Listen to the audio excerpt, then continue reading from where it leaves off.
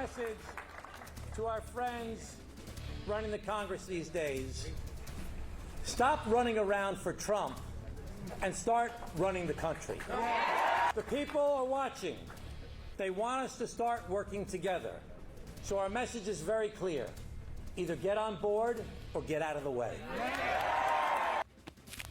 Morning, everyone. So glad you're with us. It is a big morning for Democrats. They flipped the House seat once held by expelled and indicted New York Congressman George Santos. What this victory by Tom Suozzi means for Capitol Hill and for the upcoming presidential election. And overnight, Ukraine says it destroyed another Russian warship in the Black Sea, but more U.S. military aid looks unlikely, at least for now. We're going to talk with National Security Council spokesman John Kirby about how the U.S. would support Ukraine if that package fails to move forward. And a high-sea showdown will go inside the U.S. military's mission to stop attacks on ships in the Red Sea. This hour of CNN This Morning starts now.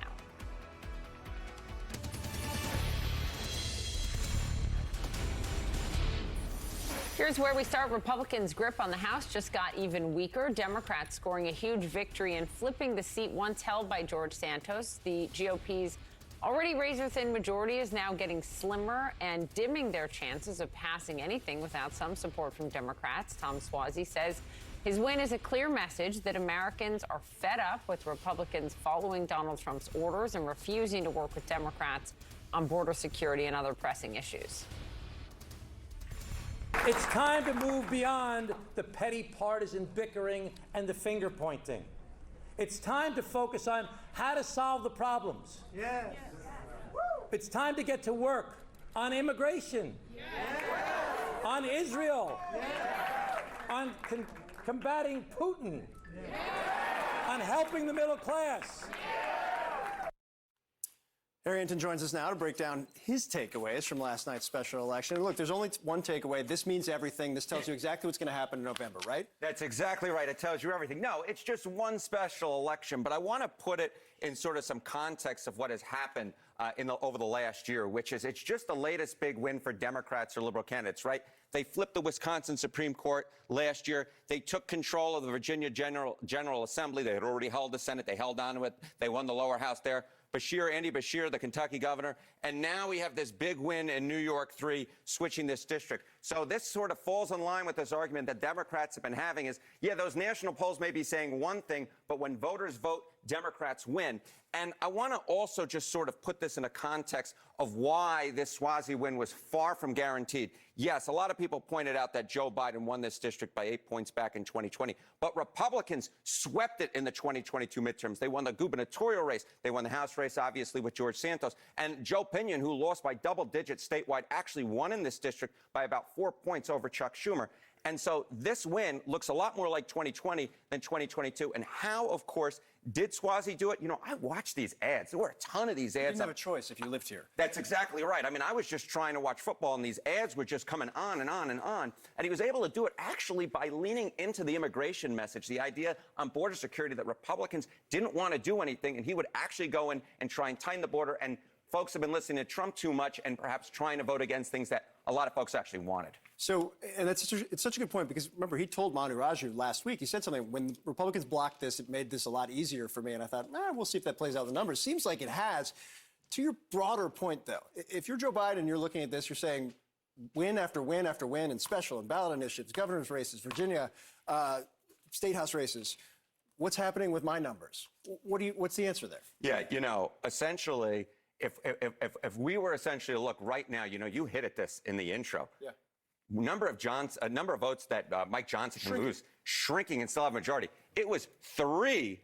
Now it's down to 2. That was part of the reason, I think, why that Mayorkas impeachment yesterday was rushed through, because they had already lost 3 votes. They could afford to lose the 3. Now Republicans can only lose 2 votes.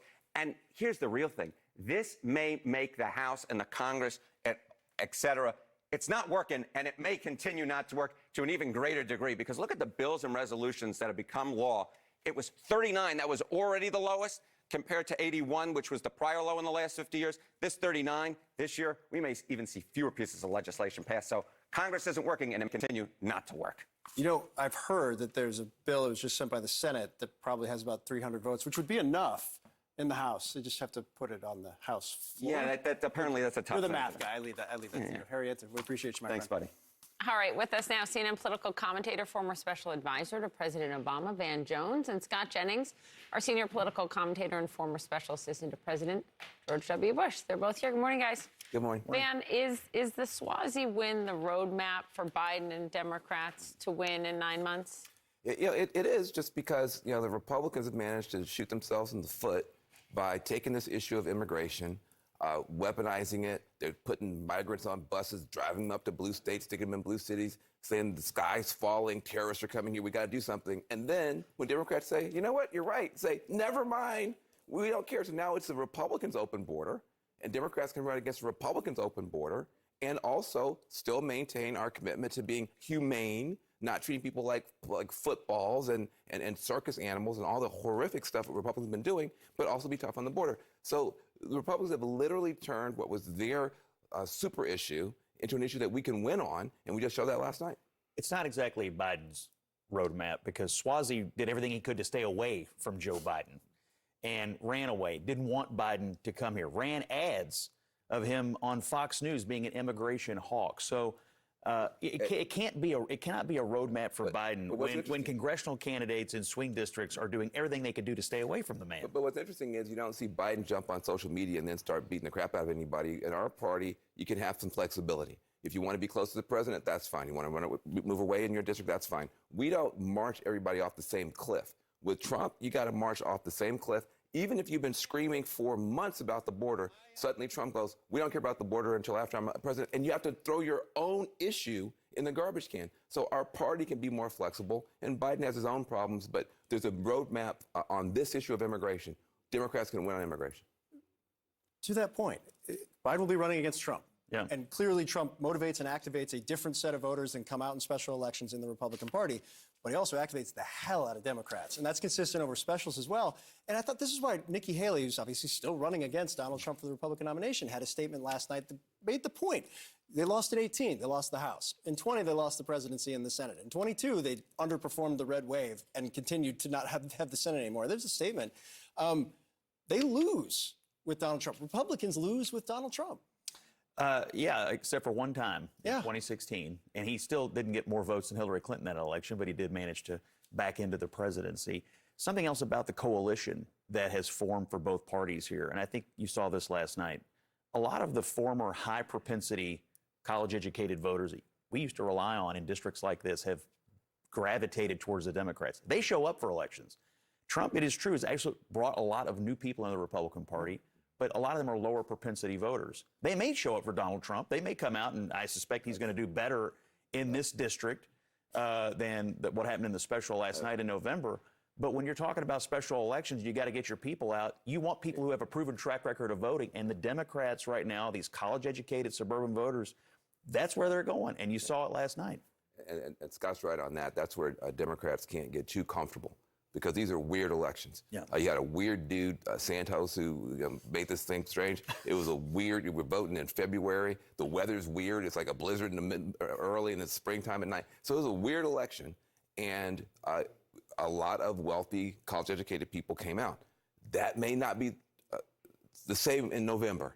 In November, everybody's coming out. So Democrats can't get too comfortable because we keep winning these special elections. Once you get to the normal, everyday, here it is, it's November, it's a presidential, it will be a different electorate. It just shows there is a pathway. If we were losing all these specials, we'd be even more concerned. There is a pathway, but it will be different in November. Can we look at this video? Because in his remarks last night, Tom Suozzi was, once again, as Biden has been many times, disrupted by pro-Palestinian protesters. I think we have, can we play the sound, guys? Yep. All right, listen to this. Okay.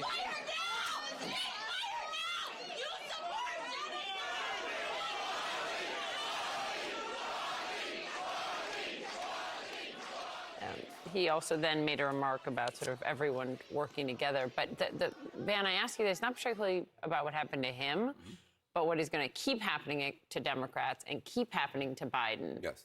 Unless there's a call for a ceasefire from the White House. Unless there's, I think, a change in what the IDF is doing. Listen, you've seen this movie before. 1968, you had an unpopular war, Vietnam. You had an unpopular Democratic president, Johnson. You had a new technology showing a young generation shocking images, color television, and the convention was a disaster in Chicago. Guys, Chicago. Guys, we've got an unpopular war, an unpopular Democratic president, at least right now, and a new technology, TikTok, Instagram, is showing a generation shocking images, and they're reacting. And so you can't pretend that this isn't a dynamic here. And I think if we are still in the summer seeing the same type of images, young people are going to continue to be upset. And it's going to be difficult for Biden to give his convention speech if you have this level of energy from the young part of our party. Can I just ask you, I was really struck this week seeing, first of all, the significance of King Abdullah going to the White House at this moment, saying publicly in those remarks, it has to be a ceasefire. Biden doesn't say ceasefire, but a couple days prior, he says what Israel's doing is over the top. But ceasefire, is something changing? But listen, that ceasefire language, unless you're going to say a bilateral ceasefire, that Hamas needs to stop firing rockets. Don't forget, we don't always show it, but Hamas is firing rockets today at Israeli civilians. That's why there's something called the Iron Dome. So I think the problem is when you just say ceasefire, it sounds like you're saying one side, the Israelis need to stop doing what they're doing, and it seems unfair. So I think that's why there's tension inside of our party. How do you describe the need to deal with that humanitarian crisis differently? I agree. I think Israel has gone too far. But the real focus needs to stay on Hamas and that movement, and that's why we have this rug burn. I suspect the person who rushed the stage last night, when they hear ceasefire, they think, oh, Israel should engage in a ceasefire, and we should be able to continue to, or Hamas should be able to continue to do whatever they want to do. And that, to me, is the push and pull. This district, by the way, one of the biggest Jewish populations in the country. Swazi was, he wasn't conflicted about this. But Biden's got, he's got other jurisdictions to deal with all over the country. Internal torque on that issue. I would also note, I'd like to think Mayor Johnson will have a different approach than Mayor Daley, depending on what happens, hopefully. But I do want to ask, Scott, before we let you go, Nikki Haley's super PAC has a new ad out. She's still running. Yeah. There's still a race. South Carolina is the be-all, end-all, and it's next up on the calendar. What's this? Donald Trump did it again, this time attacking Nikki Haley's husband. What happened to her husband? Where is he? He's gone. The guy's on a military deployment. He's essentially mocking his military service. It's a sick pattern, visiting military graves and saying, I don't get it. What was in it for them? Calling dead soldiers suckers and losers. Donald Trump, sick or clueless. It's true. It's the thing about her husband was abhorrent, and I have no concept of what the thought process was there, if there even was one. That's a powerful ad. Yeah, I mean, look, she has run some ads and said some things that are objectively true, that look like they should be useful political tactics. There are no more persuadable Republicans. He's got this thing. Now, I'm sure there are people that don't like it and are going to vote for him anyway. I think what he said about her husband is terrible. It's absolutely terrible. I mean, the man is serving our country. But this thing is on lockdown for him right now. And I don't know how long she's going to keep it going. But there are no ears left that are listening to this. They think this primary is over, and they also think he's going to beat Joe. The Republicans think he's going to beat Joe Biden, and they're just tired of being told otherwise. Last word. Look, I think Nikki Haley is doing a great service to the country. There are two people standing between Donald Trump and the White House. One is Joe Biden, the other is Nikki Haley, and I hope that she continues to do what she's doing. It'll be interesting to watch, particularly if she has to consider endorsing. We've seen this path before. I know. A number of Republicans, and I feel like this... It's a pretzel-shaped path, and we know where it ends up. This past week might have been a bridge too far. We'll see. Yeah, we'll see. Scott, Van, thanks, guys, as always. Also this morning, we're going inside the fight against attacks on commercial ships in the Red Sea. We go aboard a U.S. warship to see how the Navy is trying to stop the Houthi rebels. Also this morning, people up and down the eastern seaboard digging out of what was the biggest snowstorm in years for some cities, snarling traffic, knocking out power. Some places in Connecticut, New Jersey, Pennsylvania got 15 inches of snow. New York City Central Park got just about 3 inches, but that's the highest we've seen in 2 years.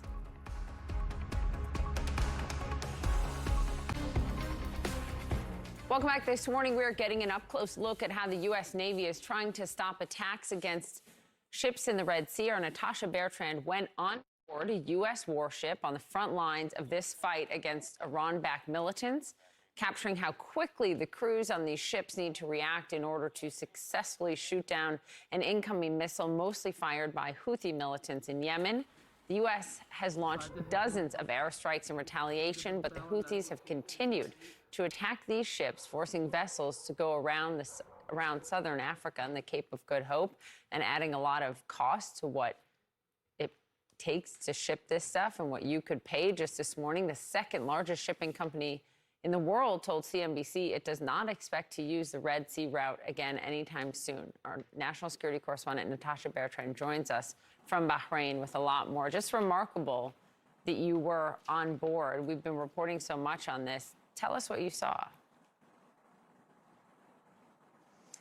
Well, Poppy, we were really on the front lines of the U.S. Navy's fight against the Houthis inside Yemen. They're backed by Iran, and they have been launching dozens of missiles and drones into the Red Sea, targeting commercial vessels, as well as directly targeting, we are told, U.S.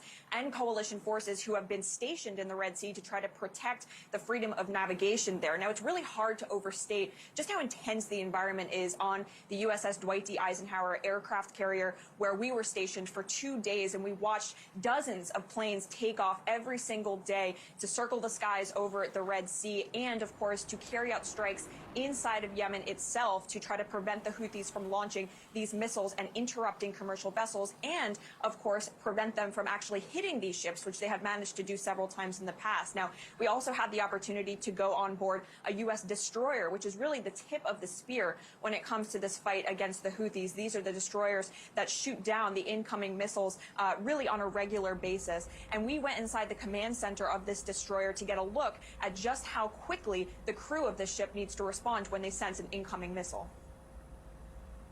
All stations air, new track 80306. ISS is anti-ship cruise missile inbound Gravely. Kill track 80306 with missiles, business green. Break, MSS, kill track 80306. MSSI, missiles away 80306. Splash track 80306. COI, business red.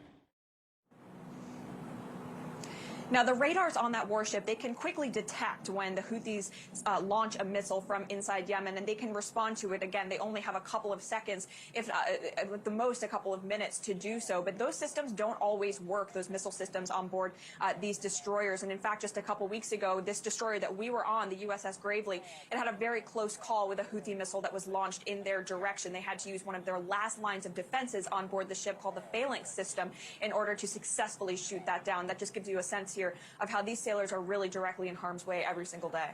They are. And did you get a sense from them in terms of how long they can sustain trying to repel these attacks?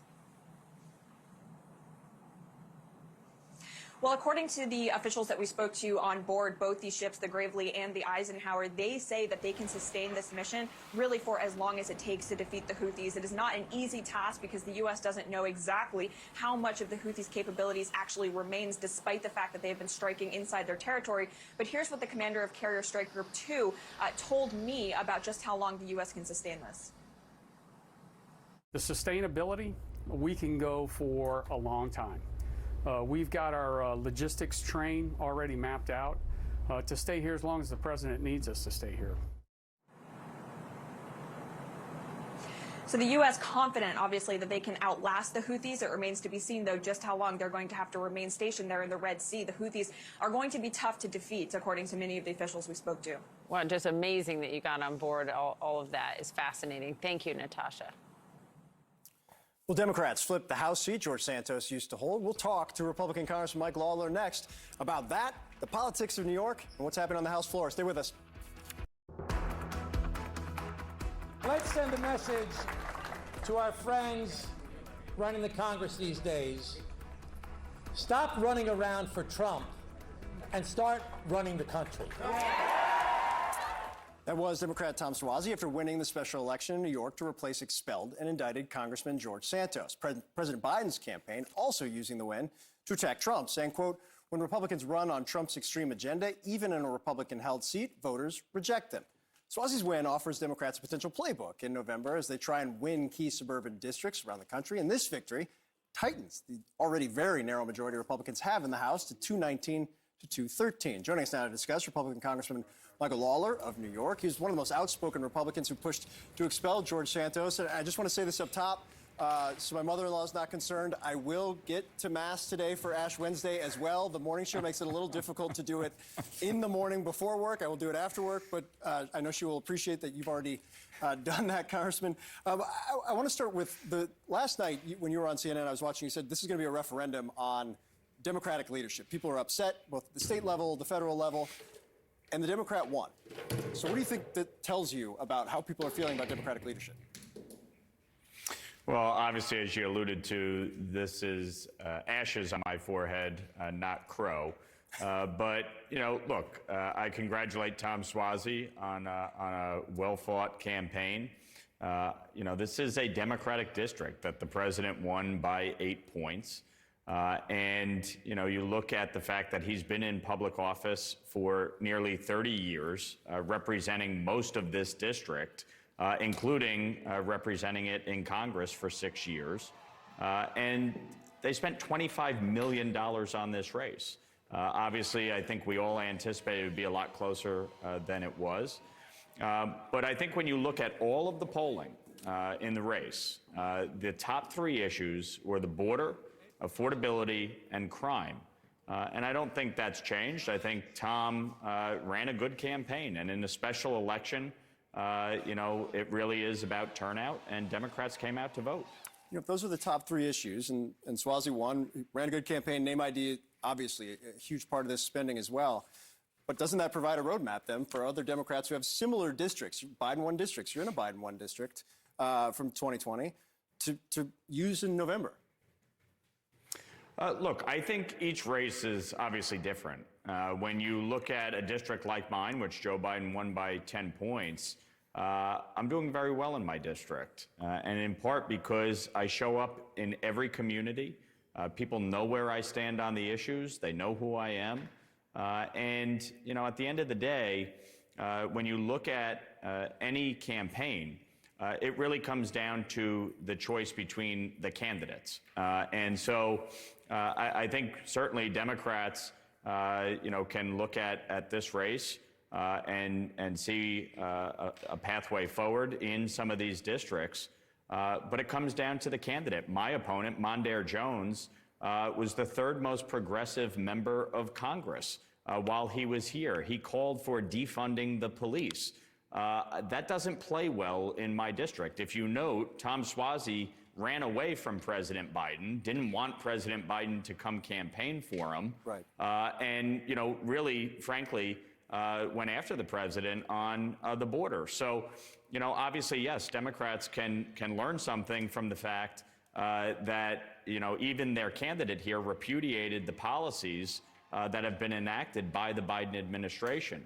But you had a candidate that had been in office for nearly 30 years, and $25 million was spent to prop him up. So, you know, I give him kudos, but each race is going to be different. And like I said, in my particular race, my opponent is a far left radical socialist who, you know, moved to Brooklyn to go run in 2022, ran away from the Hudson Valley, shut down his office several months before his term was redistricted expired. out. No, and he was serving at the time, was redistricted. Yeah, but I understand. But any reasonable person would have stayed and fought for their community. He packed up and left, and that's something I would never do. I want to ask you, Suozzi made an interesting point to our colleague and everybody's friend on Capitol Hill, Manu Rashu, earlier in the week when he was in the district, saying it got a lot easier on immigration when the bipartisan border compromise crafted in the Senate was basically considered dead on arrival in the House. I asked Kathy Hochul, the New York governor, about that when she was in here last week, because I was a little skeptical of the actual effect of it. This is what she said.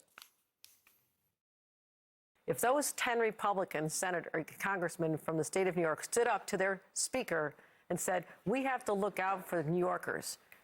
Our state is being hit hard with this. Other states are as well. If they banded together, they would have the political clout necessary to deliver for our state. Do you think the kind of legislative back and forth resonated both in this case and will continue to resonate in November? Well, that's rich coming from Governor Hochul, who easily could go talk to President Biden and has failed to do so on numerous occasions. And in fact, we have invited Governor Hochul to come meet with the New York Republican delegation. She has thus far refused to do so. So I don't take any lectures from Governor Hochul, especially when she has enacted sanctuary city and state policies in New York, where the right to shelter is being interpreted to mean that illegal immigrants get housing, where they're taking $2.4 billion in the state budget, cutting school aid to public schools in New York to fund illegal immigrants in New York City. So I take no lectures from Governor Hochul on that. But at the end of the day, look, we have a crisis. Since Joe Biden took office, nearly 10 million migrants have crossed our southern border, most of them illegally. 90% of them have been released into our country within 36 to 48 hours of being detained. In just the month of December, you had over 300,000 border crossings. Right. Yes, I would have liked to have seen a bill pass the Senate. And as much as everybody wants to blame the House passed H.R. 2 back in May of last year. Senate Democrats did nothing. Chuck Schumer, the Senate Majority Leader from New York, I don't recall Kathy Hochul ever demanding Chuck Schumer do anything on the border until House Republicans said that a supplemental would not pass the House without action on the border.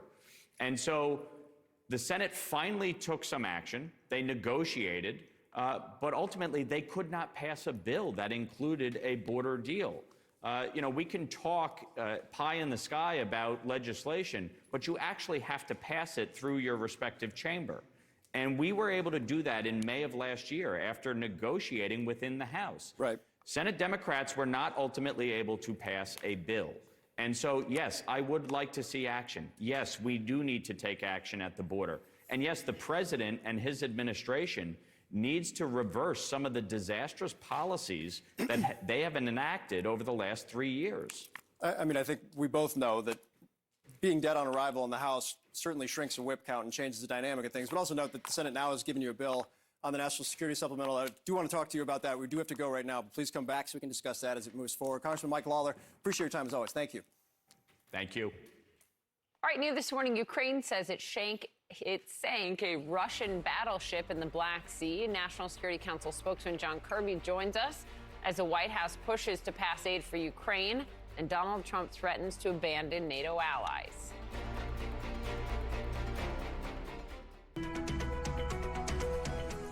Welcome back. Here are 5 things to know this Wednesday morning. Defense Secretary Lloyd Austin will make his first public appearance today since he was treated for a bladder issue and then released from Walter Reed Medical Center. Austin will appear virtually at a military alliance meeting supporting Ukraine.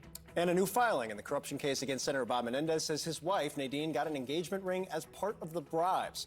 Prosecutors say the ring was purchased in exchange for the New Jersey senator's intervention in criminal insurance case so far. No comment from the attorneys for the couple. Israel says this video shows Hamas leader Yahya Sinwar inside a tunnel below Gaza. CNN cannot independently verify the video. It appears to show Sinwar with his wife and other children just days after the October 7th attack.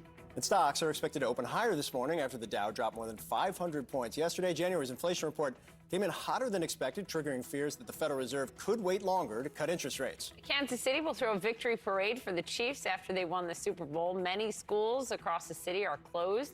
Taylor Swift not expected to be there, though, because she's got a concert in Australia on Friday. More on these stories all day on CNN and CNN.com. Don't forget to download the 5 Things podcast every morning. Well, new overnight, military leaders in Ukraine celebrating what appears to be the sinking of another Russian warship. We're told Ukrainian sea drones took out the ship in the Black Sea. Footage posted on Telegram, you see some of it here, appears to follow a drone as it approaches the warship. Then you see that fiery explosion. Now, this comes as President Biden is urging, almost excoriating House Speaker Mike Johnson to hold a vote on the $95 billion foreign aid bill that passed the Senate on Tuesday. And that includes $60 billion to support Ukraine in its fight against Russia. It also follows former President Trump's comments over the weekend that he would encourage Russian aggression against any NATO member that doesn't pay enough. Joining us now, White House National Security Council Communications Coordinator John Kirby. We appreciate your time. I know you have a promotion and all that, Kirby. I apologize if your title has shifted. I'll call you Admiral, as always. I appreciate your time this morning. I want to start with the president's remarks yesterday. They were very sharp. They were very pointed. What led him to decide that he needed to make remarks like that in the wake of what we heard from his likely political opponent in November? He wanted to mark, of course, an important moment in the Senate, which got this bill through, which was an important milestone, hopefully, to getting it to his desk. And I think he wanted to recognize the moment that we're in right now as the House has to now take this up and make a decision about where they're going to stand. And I thought the president felt it was important to make that case to the American people, why this bill needs to go forward, why a lot of hard work went into it, and why it's important for the House to vote on it and get it to his desk. I don't think it's any secret. Some Republicans on the House have acknowledged it. If this bill got to the floor, there's more than 218 votes. It just needs to be put on the floor. Have you guys worked through, Plan Bs or other ways to try and get around a speaker who said unequivocally this isn't happening? It's not about getting around the speaker, Phil. It's about working. It's about working with him and through him, and he's going to have to show some leadership here. Obviously, we're going to keep our consultations and our conversations with Congress going. We're obviously going to keep engaging them, but the speaker's got a choice to make here. This is a moment for leadership. This is, as the president said, an inflection point, and it's we got to wait and see if the speaker's going to be up to that moment. I was struck when Connecticut Senator Chris Murphy, obviously a leader in foreign policy in the Senate for Democrats, not somebody who's prone to hyperbole, saying that the former president's comments related to NATO were essentially inviting World War III. Do you think that's true? Well, again, I want to be careful here. I'm not allowed to talk about things on the campaign trail, but as the president said, I mean, it's quite remarkable that anyone who might have sat in the Oval Office and have been commander-in-chief would actually encourage our enemies to attack our friends. And that's basically what those comments were all about. The president is 100% committed to our NATO commitments and to security on the European continent. As you heard him say again yesterday, we'll defend every inch of NATO territory if it comes to that. And anybody that thinks that Putin's not serious about those threats need to look a little closer at what he's been saying. Not just this Tucker Carlson interview. Look at his speeches. Look at his writings over recent years. He absolutely bristles at NATO on his border. He absolutely bristles at the idea that NATO could be stronger and more relevant, which it is right now. And he has threatened some of our NATO allies. So we got to take this seriously, because I tell you, if you think it costs a lot right now to support Ukraine, think about the costs to American blood and treasure if, in fact, he goes after a NATO ally. And then you got American troops on the ground involved in combat. Turning to the Middle East, the war that's ongoing in Gaza right now, part of that has been the hostage negotiations that have also been ongoing, a very important meeting in Cairo. We've gotten some kind of cursory readouts that it was productive, that progress was made. Not really clear how much or how wide the gaps are. Can you fill any of those blanks in? Actually not, Phil. No, I think the less we say about these discussions, the better. And I think you can understand that. We don't want to torpedo any chances to get these hostages out. You start negotiating things in public about the modalities and the horse trading that's going on, and maybe you might spook somebody in the herd that may want to break from it. So we're going to keep this nice and tight and close. We do believe that the conversations have been constructive, and it's important that they are still ongoing, that neither side has backed away and said, nope, we're not doing this. Right. That's important, and we're involved in this. And again, I think we hold out hope that we can actually get there. There had been some reporting, and my understanding is that one of the sticking points has been kind of the ratio between prisoners released that are being held by Israel for hostages, the number. And there had been some reporting. The president actually discussed this with the prime minister in their call over the weekend. Can you elaborate on that at all? I'm afraid not. No, Phil. Now, look, I mean, as you remember, in the week-long pause that we got back in November, certainly part of the modality of that negotiation was how many hostages for how many prisoners that the Israelis had of Palestinians. That was all part of those modalities. So, look, it's obviously that's going to be part of any discussion going forward. But the degree to which that's an issue or what the specifics of it are, I really shouldn't be going into that. Admiral, the president talks often about his decades-long relationship with Bibi Netanyahu, their disagreements. They have probably more than agreements over the period of that time, but it is a real relationship, and it's one I think the president has utilized. Does he believe that he's an honest broker right now?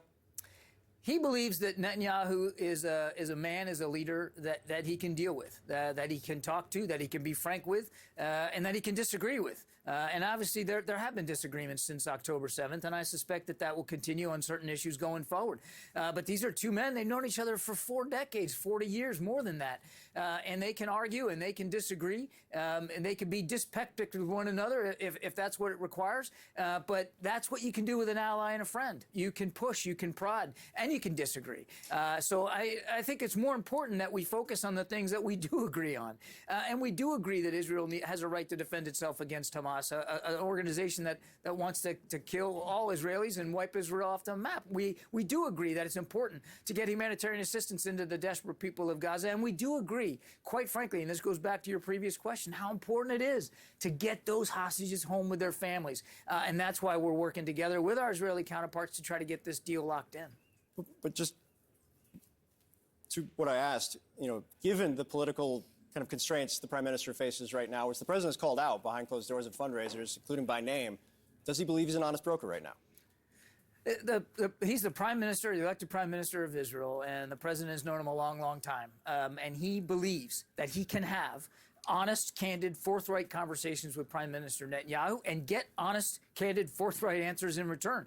These are not two men that have to varnish their opinions very much with one another. Yeah, they've been very clear about that, both of them, and it's a valued relationship for both of them as well, I think. John Kirby, we always appreciate your time, sir. Thank you very much. You betcha.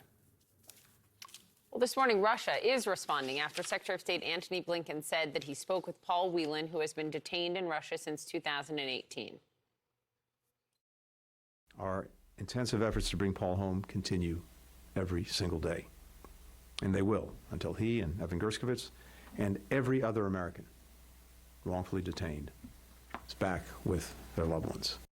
This is at least the 3rd time that Blinken has spoken with the former U.S. Marine who was detained on espionage charges, which he vehemently denies, and the State Department says Whelan has been wrongfully detained.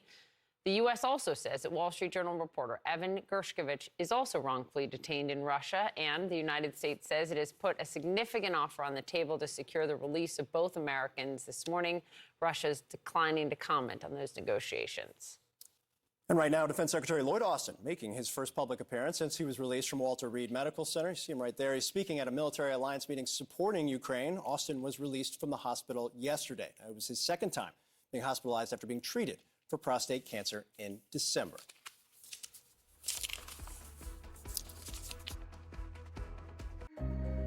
Aaron Burnett out front tonight at 7 on CNN. My name is Linda Porter. And my name is George Porter. And we met at JFK Airport in New York, 1971, and have been married for 52 years. I think if you share interests and have a fairly outgoing personality, which we both do, then things just grow from it. It was just one of those natural things where you feel the person is right and the time is right. A lot of things change, but indeed the time was right and the person was right.